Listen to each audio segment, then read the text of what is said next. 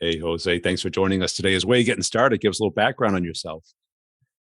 How are you, Brian? A little bit of my background. So I was born and raised in Mexico, and my career started actually in Mexico. So I started early in sales, and I moved through the different ranks in the different organizations, multinational companies, until about 15 years ago, I ended up in the U.S.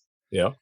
So since then, I've been working in a lot of enterprise software companies, and I've been in a variety of industries. So I've changed multiple times in different industries. So I have a lot of multi-industry experience, And you, managed from small teams to very large teams, and that's kind of a nutshell. yeah, you sold some pretty hard stuff, huh? Yes, engineering software, CAD software, enterprise, ERP, CRMs, and then legal services, and then scientific journals, and now for law enforcement and government. Yeah. And which one was the hardest? I think enterprise software, because of the wealth of knowledge you needed to have in order to just justify a multi-million dollar acquisition. That was the hardest one, just in the learning part. And what motivated you to get into sales? I started as a sales engineer, so I love the technology. I always been very close to technology, but early in my career, when I was doing even part time, they let me alone to see some customer. They sent me just to a demo of the system, and I would start taking over the whole sales process. And since then, I said, "Oh, I like this." So I like interacting with customers. I like solving problems. And then I said, the role of the sales engineer is not to present the software, but to find what problems are the customers facing. So that approach helped me move very quickly into sales. And then the approach changed for everyone else. Yeah, because that's similar. I almost identical career. Yeah. Where I was started on the engineering side, and you start doing a lot of the work, right? Absolutely. And then you're like, well, this is why they're going to buy it. This is what happens if they don't buy it. And it gives Right. you a very good vantage point into the large complex sale. Exactly. Yeah. Yeah. So we would lead into identifying just what the problem was, and then focus on their problem, not on what our product did. The product was introduced late in the stage, not early in the stage. Yeah. And have you been able to stay current on technology, or is it just too much? No, I've stayed current in technology. Again, it's my passion, technology. So I'm very technologically savvy, and all my best buddies and people, my mentors, my friends, they're all in technology. Yeah. And actually, in the current company, we are focused on technology, and I mean the what we offer is very technologically advanced. And what do you think makes a great sales rep?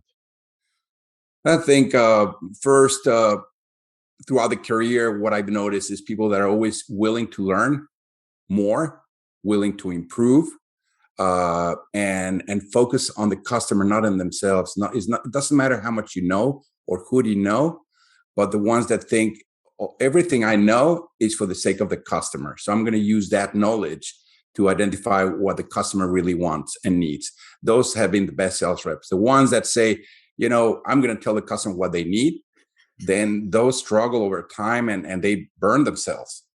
Right. Yeah. Because they may entertain the customer, but Correct. And the customer does a lot of nodding. I mean, it sits yeah, down quietly, listening. Oh, this is it's very great interesting. information. Yeah, But they're not buying anything. absolutely. Yeah. Yeah. And thank you for coming, and I'll call you later. Of When course, we ever that call need never this. came, never Yeah. comes. Because, especially like what you're selling, you sell mostly public sector today. Indeed. Yeah, Yeah. it's just sheriffs and incarcerated people, not people, but the customers. Yeah. And I sold public sector, and that's even more of a complex sale. Yeah. So one of the things I had to do in the world of B2B always focuses on ROI and how are you going to recover your investment, and how are you going to sell more? How are you going to get a product faster to market? In the government, it has different. It's taxpayer money, and it's very limited budget, but you have to focus on other things. But again, translating most of the what I learned in the B2B still applies in the B2G. A lot of the books, a lot of the consultants, they know very well the B2B, and they try to focus always on the ROI, which again, in the government, they're not looking for an ROI, but they are also looking on impact. How does that affect them? And what are the consequences of not doing anything? Yes. Political. Their Yes. careers. Yeah. Yes. Bad PR. Well, you're selling to people that are there for the pension. So they're there for the long haul. Right, exactly. So typically those people have been in the role for many, many years. Yes. And do you find them a hard audience to crack as far as understanding what the real driver is and the real process? Yes, definitely. Again, what we try to do is offer insights that are alike to them, something they can familiarize and identify themselves, like similar counties, similar states, similar Department of Corrections, and the problems are very similar. Yeah. So these people are more willing to listen when you don't talk about your product, but you talk about the challenges the industry faces and how's that going to affect them, and how could that affect them? Because you don't know when you start a conversation, you don't know. So you need just to establish a benchmark and a base for having that conversation on where everything is going. And what was your motive to get into leadership? Also, that was also by accident. So I was in a role in Mexico where they told me, well, if you accomplish these results in a certain period of time, and we'll give you the opportunity to go into management. And I said, well, what does that mean? You're making more money? Opportunity. Opportunity. What does that mean? So I didn't even think about that because I was young in the process, but I closed that big business initially. So I got promoted quickly. And then that's when I kept going up and up in the organization, and then ended up in North America, managing all North America, Canada, and then all the Americas. So that is the complexity of managing a group of about 250 people versus managing yourself or 2-3 people is a little bit different. I wouldn't say, after the many years being worked for multiple companies and multiple size companies, it's not that it's more complex or not, having very large teams versus smaller teams. It's just the complexities and the challenges are different, but you work the same amount of hours. I mean, yeah, it doesn't get easier. Hours to succeed, and I think the leadership is more not about your own success, but about the success of the people. So one thing I've noticed over the years is the more time I put into the people, coaching them, being next to them, and side by side with them, sweating with them, that's when people develop themselves the best. Yeah, because you learn what the real issues are. Correct. You can't just sit down and look at a CRM and say, oh, you haven't done this, you haven't done that. No, you can't do that. That's just dumb. You have to have your control panel, which is your dashboard, but it is just an indicator. Nothing gives you better insights than being with them on the field. Yes. Yeah. It's not like a cockpit on an airplane, right? Because correct. The people are telling you the altitude, not the altimeter. Right? Yeah. It's, the analogy I use, like a football player and a coach in a football team. Imagine you as a coach, you talk about all these plays and you send the plays, and then you don't show up to the game. And then after, people tell you, how did the game go? And everybody's going to tell, oh, it went great. We won or we lost. Well, that's it. And I think a lot of people look at self-reporting data, which is a CRM. Yeah. Okay. Yeah. It's a data point. It's not a fact. Correct. And people tell you, like when they do the call reports, they tell you what you want to hear. Yes. Right. And I think this is a leadership thing that has been lost. I agree. Definitely.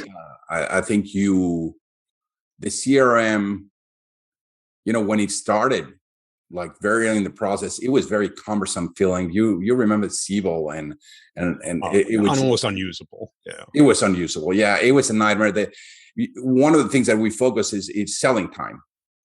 So the more you sell, and that's a direct relationship to a result. So the more you sell, the more time you spend with a customer, the more you're going to sell. If you spend time on the CRM filling information, it's going to cost you. right. And how this can be lost, because anybody who is sold, the number one thing is selling time. Correct. Because you get sick, you have holidays, you have vacations, Friday afternoons, forget about it. Monday mornings, forget about it. And all of a sudden that week is pretty short.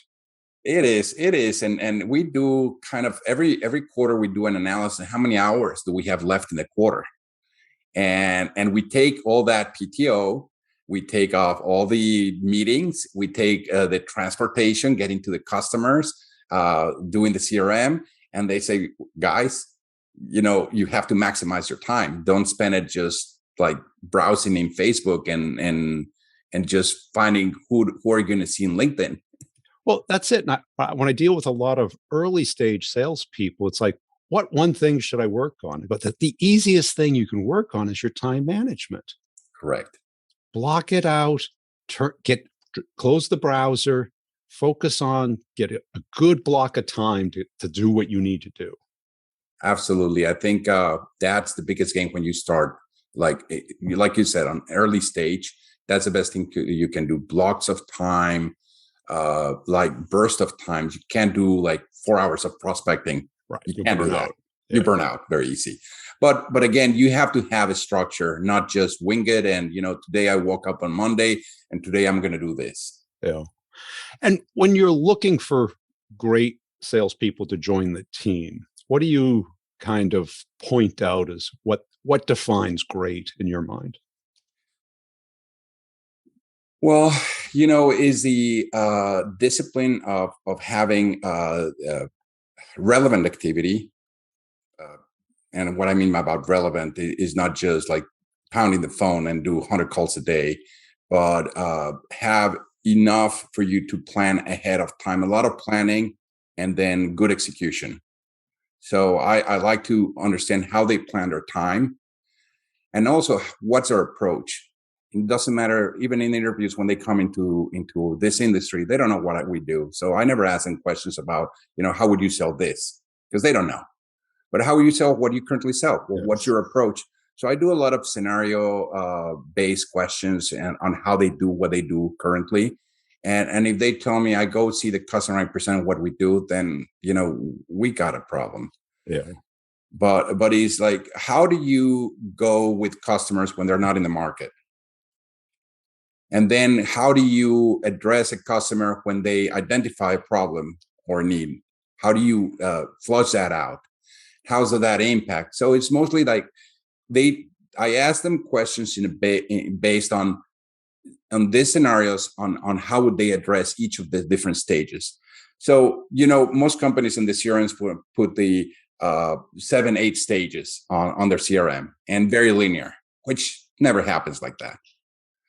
But now we know like you have to have two things: the buyer's journey and your own sales process. That how do you do in the buyer's journey? So you have early stage, mid stage, and late stage. And that's only like a subjective, because it's where the customer is in their process.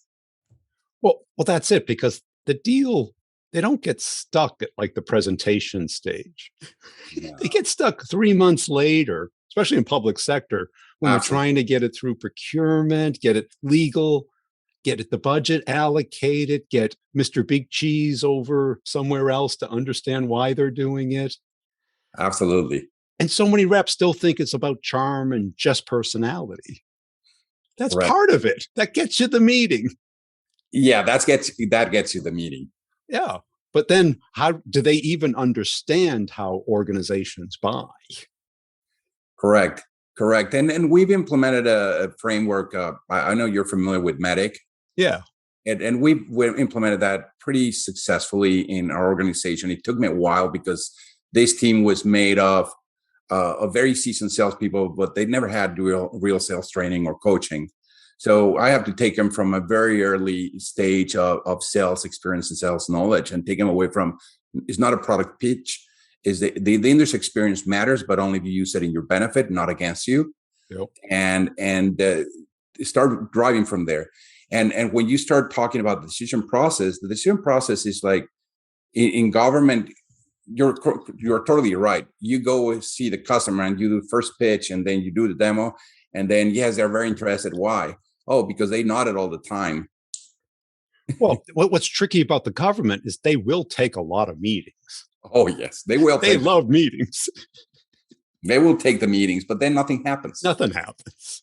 So it's stuck with legal, it's stuck with the attorneys, stuck with the board of supervisors, it's stuck with some people. So I think the decision process is about qualifying the process every stage. On every part of the process, you need to understand how the paper process is going to go through the different stages, who's going to sign, who's going to approve, and then who do you have contact with? Who can you influence? Yes. Because they will tell you what they want you to know, because they have their own personal wins. They don't want you to go away, and they don't like giving you bad news. No, that's another thing. They don't give you bad news, but no, there's nothing in it for them. But they don't pick up the phone then later. Right. They don't call you back. You know, it goes from an 80 to a 20 really quick. Right. But I think your experience on the engineering side, because on the engineering side, you get long swaths of time with people. Oh, yes. And, one of the biggest deals I ever did was when I was an engineer. I spent the whole summer on site, unless they needed me. I just reported to them. Right. And I got to know them. I went to lunch with them. I went to parties with them. I understood the real issue behind it. And it wasn't anything that a sales rep could have done. No, and that's very good investment of time. It was a $30 million deal. It was like, you got to be inside. You got to be an insider. So a trusted advisor and someone like they really trust. And by doing all those kind of things is what gets you the answers that everyone is looking for. And that's it. And then you got to ask yourself, how long does it take you to trust somebody? It's not an hour meeting. No. That's the struggle also with the interviews. When you interview salespeople, pretty good, right? It's like, one interview, 1 hour, second interview, 1 hour. I want you to talk to these other people. Maybe total spend time it's no more than 2.5 hours.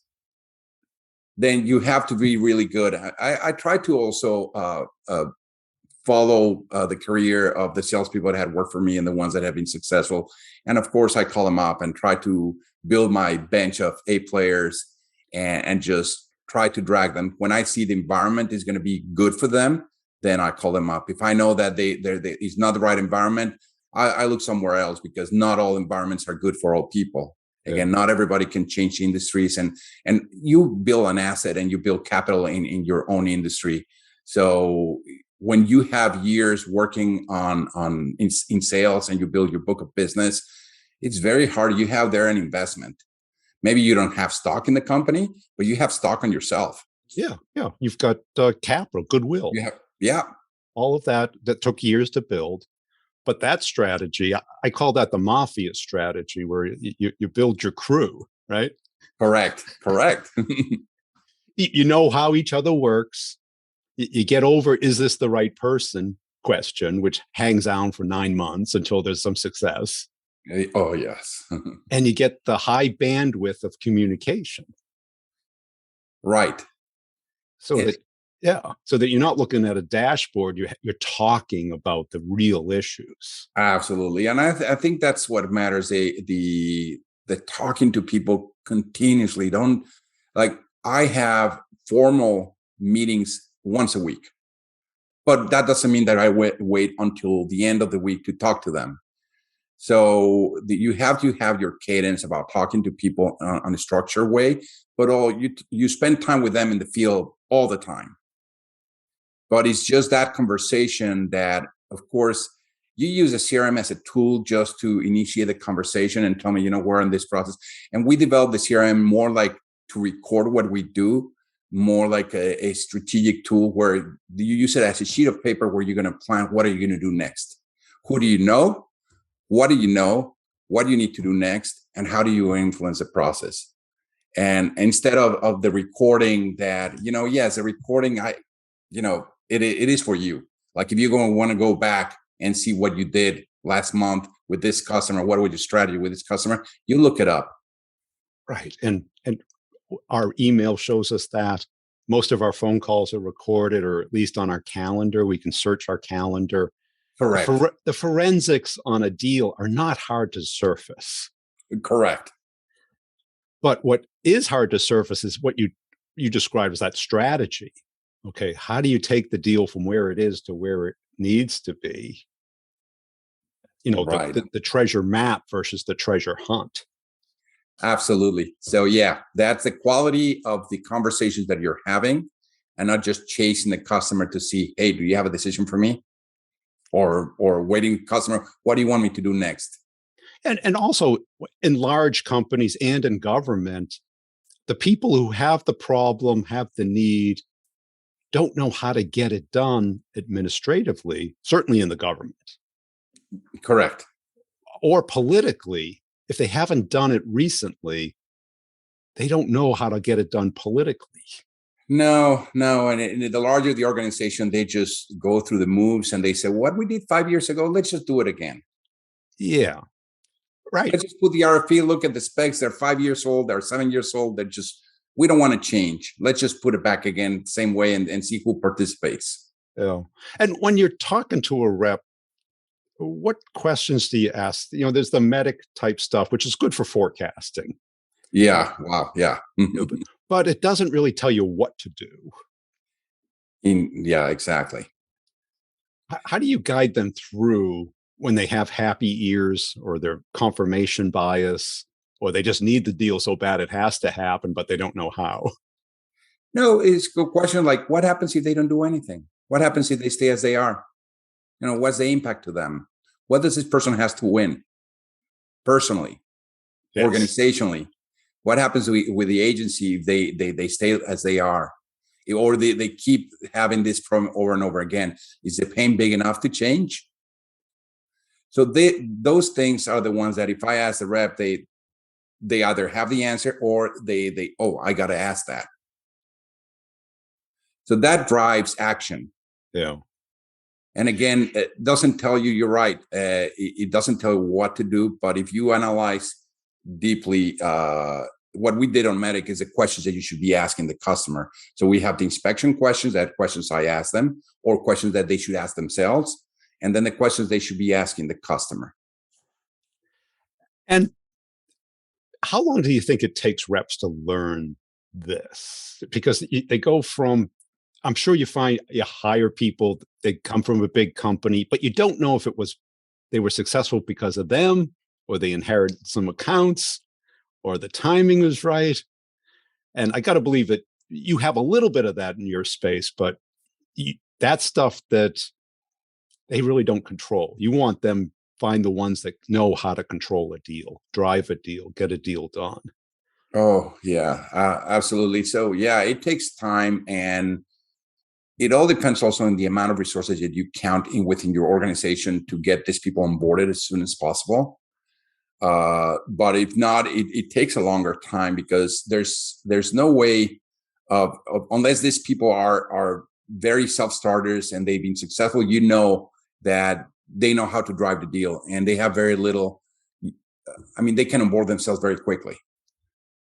Yeah. And they start asking. They're the ones that asking the question, and not waiting for you to ask them the question. So they're asking the question, how do we do this? And they're the ones that asking me, what's the impact of what you offered with the customers? What happens if they don't implement it? What the competitors offer that we don't? What's the impact of those differences? So they're very savvy in terms of asking questions. They're very good about asking questions. And when you're managing 250 people, you must clearly have layers of leadership. Yeah, I think that's crucial. So you spend time. So when you have a direct sales force, you have to spend time with the field. If you have a layer, you have to spend time with both of them. But mostly you have to develop your middle management. so that they are the best possible coaches. So it's about coaching people, about training people, about spending time with the people, and it's the same philosophy. And how do you keep the communication open versus the theater that you get during a QBR? Right? Yeah. So QBR, again, when it's small team, it's easy because you've been in the field with them. Yeah. So you know what they're telling you. They're not giving you like a happy story. So you know, oh, this guy, I was there. Come on, you can't lie to me. So you have to establish the same culture with middle management. So it has to be the same for them. They, when the QBR is no surprises. They talk about the accounts everybody knows about. They talk about accounts everybody has been participated jointly on those. And I think one of the things that COVID did for a lot of us is that people were more used to interact in video conversations.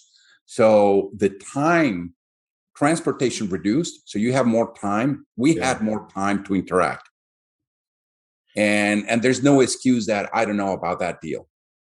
I mean, I haven't never worked in transactional big volume deals. Always been more on the enterprise side, large deals, or less volume of deals.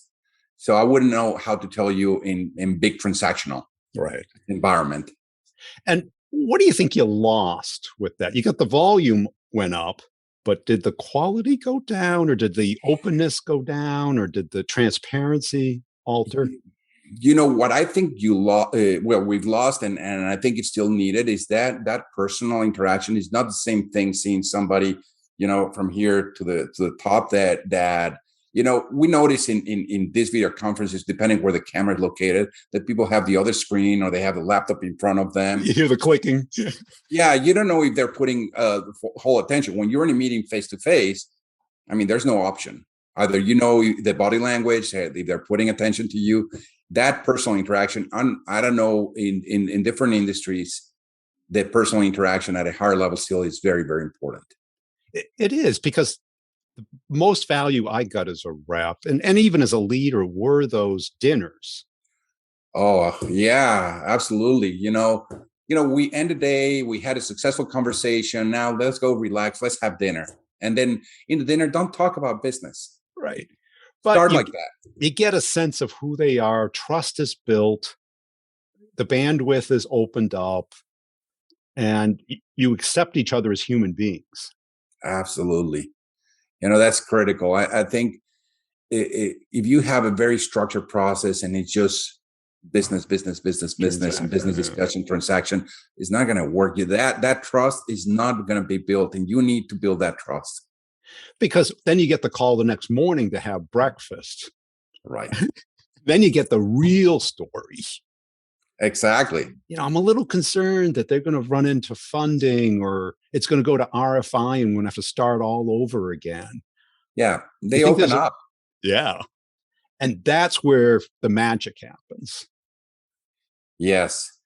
And actually, we have a lot of trade shows, small industry trade shows. And I said, going there and just standing up in your booth, that's no use to anyone. That's the worst possible time. And even myself, I hate doing that, and I don't do that. So I said, if you're going to go to a show, you better organize dinners, lunches, breakfasts with customers, and target your customers. You don't go to see who shows up. You already know who's going to be there, and you already have a plan before that. And it's not for them to sell them. It's not for you to do the pitch. It's for you to develop that relationship, that trust, and that. Correct. Because I did a little survey on LinkedIn, and most people said it was over a month before they trusted a coworker. And I specifically said a coworker. Wow. 1 month. Yeah. Because everybody says trusted advisor, but for that, you need trust, because your advice until they trust you is going to be looking at a pitch, self-serving. Right.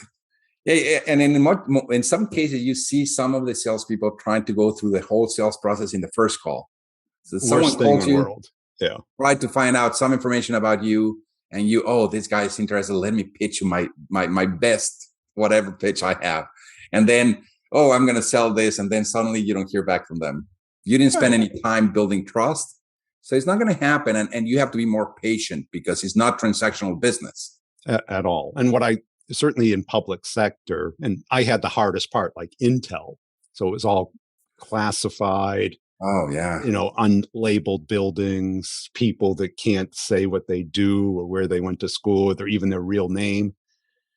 But if you build trust first, you talk about what they care about, what other people are facing, references, and the problems.